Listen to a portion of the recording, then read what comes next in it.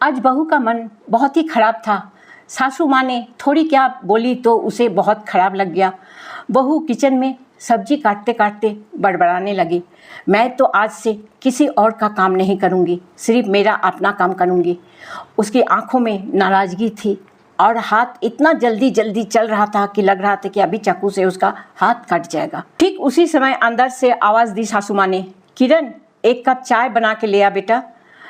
ये सुषमा की सासू माँ थी, माधुरी जी। माधुरी जी ही घर में सबसे बड़ी थी। किरण को और गुस्सा आने लगा। वो बिड़बड़ाते हुए कही, कल तो मुझे बहुत बातें सुनाया जा रहा था और आज अभी चाय चाहिए। उसने गुस्से से चाय का पानी गैस पे चढ़ाया। उस घर में सिर्फ 3 लोग रहते थे, किरण, उसकी पति और सासू माँ माधुरी जी। किरण की पति का काम अक्सर बाहर रहता था। उसकी माँ माधुरी जी और पत्नी किरण ज़्यादातर घर पे रहती थी। कल ही की बात है, माधुरी जी ने किसी बात पर किरण को थोड़ा सा टोक दिया था। तभी से किरण खपा था। किरण ने ताना मारते हुए माधुरी जी से बोली, क्या आपने भूल गए हैं कल आपने मुझे क्या क्या बोला था?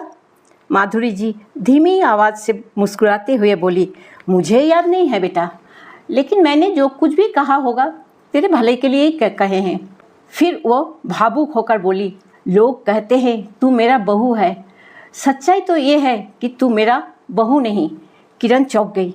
माधुरी जी के आंखें नम सी और वो बोली, तू मेरी बेटी है जो मेरे लिए सोचती है, तू मेरी माँ है जो मेरी देखभाल करती है, तू मेरी बहन है जो मुझसे बहस करती है और तू मेरी एक अच्छी सहेली है जिसके साथ हम अपना सारा मन की बातें शेयर कर सकते हैं।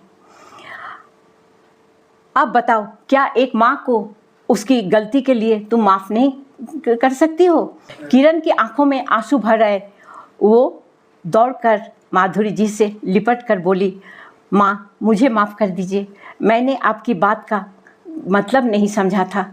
पल भर में दरवाज़ा पर खड़ा अर्जुन भी ये सब देख रहा था। उसकी आंखें भी भर आई और फिर उसी समय किचन से हल्की सी जलती हुई सब्जी का महक आया। लेकिन इस बार उस जली हुई सब्जी से रिश्ते की एक नई खुशबू उठ रही थी।